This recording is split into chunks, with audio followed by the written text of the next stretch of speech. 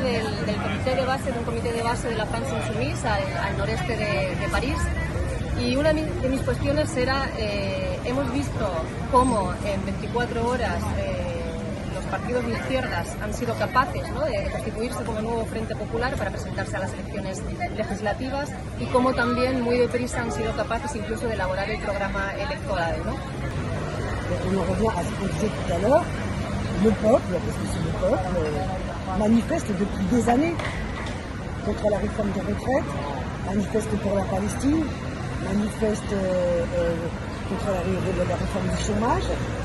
Le peuple, avec la jeunesse, sont disposés depuis longtemps. Parce qu'on est dans la rue depuis longtemps.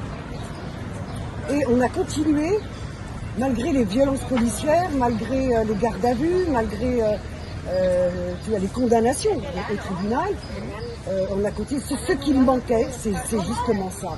C'est une organisation comme la France Insoumise, capable de construire en 2 jours ou 3 jours le nouveau Front Populaire et de ne pas lâcher. Parce qu'on a été trahi pendant des décennies. Voilà, le peuple, il sait très bien que toutes les promesses n'ont pas été tenues pendant des décennies. Donc maintenant, s'il y a une méfiance à un moment donné, c'est normal. Mais moi je crois que si on continue, c'est ce qu'on va faire, si on continue à tenir bon et à tenir nos promesses, évidemment le peuple sera avec nous parce qu'il n'y a pas d'autre alternative. L'alternative du gouvernement, aider des appareils qui travaillent avec le gouvernement, c'est plus de travail, plus de chômage, plus de sécurité sociale, plus de fonction publique. Donc il n'y a pas d'autre alternative. Il n'y a vraiment que nous. C'est une responsabilité énorme et en même temps c'est intéressant parce qu'on n'avait pas vu ça depuis très très longtemps. On est passé de la résistance au combat. Parce que résister c'est difficile, c'est fatigant. On est comme ça, on résiste. Mais là on est dans le combat, là. On y va. On fait du porte-à-porte, dans les groupes d'action, on diffuse, on parle avec tout le monde, les gens nous rejoignent. Et puis on est entouré de gens de haut niveau, politiquement, sur le plan politique, sur le plan économique. On raconte pas n'importe quoi. C'est un programme qui tient. Sin embargo, una vez con los resultados electorales ya listos, el nuevo Frente Popular está teniendo muchas dificultades para elegir primer ministro, ¿no? E incluso Mélenchon ha suspendido las negociaciones por culpa del bloqueo del Partido Socialista. Es evidente que Macron, como mínimo, quiere un gobierno de coalición, de centro y de lo que él considera la izquierda razonable. Esto es el Partido Socialista, ¿no?, con la France Insoumise fuera del gobierno. También se está viendo en las últimas semanas, incluso durante la campaña, una campaña brutal mediática contra Mélenchon, específicamente al que quieren equiparar con Le Pen, en cuanto a que son dos extremos simétricos. Y la pregunta es, ¿cómo está o cómo percibe esta tensión interna para elegir nuevo ministro la ciudadanía francesa? Esa misma ciudadanía que con mucha ilusión y que con mucho esfuerzo ha hecho campaña para que no llegue al gobierno la extrema derecha, ¿cómo ve ahora que después de cumplir ese primer objetivo, de llegar a tener el gobierno y a ganar las elecciones, ahora ve cómo esas tensiones internas están bloqueando la elección de primer ministro? ¿Cómo lo ve la ciudadanía francesa? Je ne suis pas dans la tête des gens. Moi, ce que je crois, c'est que c'est à double tranchant. Ça peut paraître gênant qu'on ne trouve pas tout de suite un accord pour un candidat. En même temps, c'est la preuve que les Insoumis ne lâchent pas, que le nouveau Front Populaire et surtout les Insoumis ne cèdent pas aux manœuvres, ne cèdent pas au chantage et veut se donner toutes les chances de pouvoir mettre en œuvre son programme, tout le programme.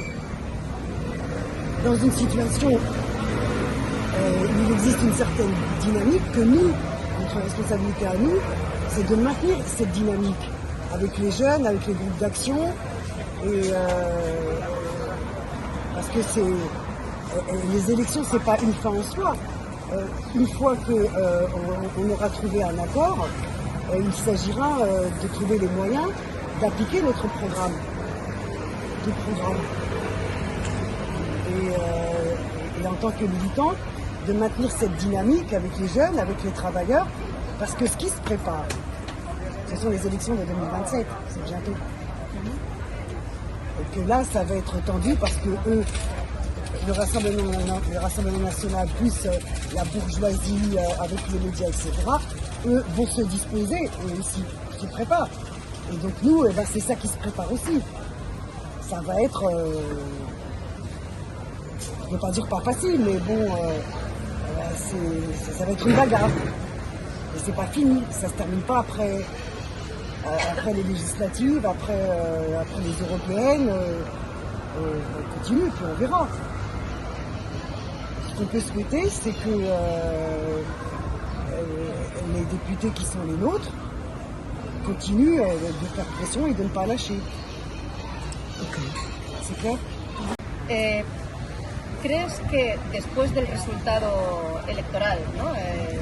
Donde legítimamente el ganador de las elecciones en las legislativas en Francia ha sido la France Insoumise, ¿crees que si llega el momento en el que las negociaciones no llegan a buen puerto o se tensan lo suficiente como para aventurar o para prever que puede que no haya un primer ministro de la France Insoumise, ¿crees que la ciudadanía en Francia estaría dispuesta a salir a las calles a reclamar una nueva constitución y una sexta república? Comme on milite, on est des vrais militants. Moi, je m'intéresse à la politique depuis très longtemps. La réaction dans ma famille, ça a été de m'envoyer des messages, j'ai une très grande famille, pour me dire merci Nadia, merci pour toutes ces années de n'avoir pas lâché. Et mes voisins me disent merci. Et moi, j'ai rien fait de spécial, j'ai fait comme les autres, j'ai milité. Et alors, on se réunit dans des cafés, comme ici. On se réunit souvent dans des cafés, etc. Et il y a des gens qui croient que je travaille pour la France Insoumise. Il y en a qui m'ont demandé si j'étais députée. J'ai dit non, mais parce qu'on a tellement travaillé qu'on ne peut plus. Ici, je me repose, personne ne me connaît, c'est bien. Je me repose, je suis en vacances. Mais on ne peut plus sortir sans se faire attraper par des gens qui nous disent alors qu'est-ce qui se passe, comment on fait, nanani, nanana. C'est bien, mais c'est un peu fatigant. Donc non, on est remerciés, on est très respectés. Parce que ça n'existe plus depuis trop longtemps, depuis 45 ans, depuis 80. Il y a des gens qui tiennent tête comme ça au gouvernement, à la police, à la justice. C'est pas évident. Moi, j'ai l'impression qu'on a passé le plus dur. Je ne sais pas ce qui va se passer après. Non, c'est pas, non. Mais oui, mais on a percé quand même, on a réussi à percer. Tu vois, on a brisé une glace, quoi. Mais... Après, j'ai pas de boule de cristal, hein. Je peux pas t'en dire plus, quoi.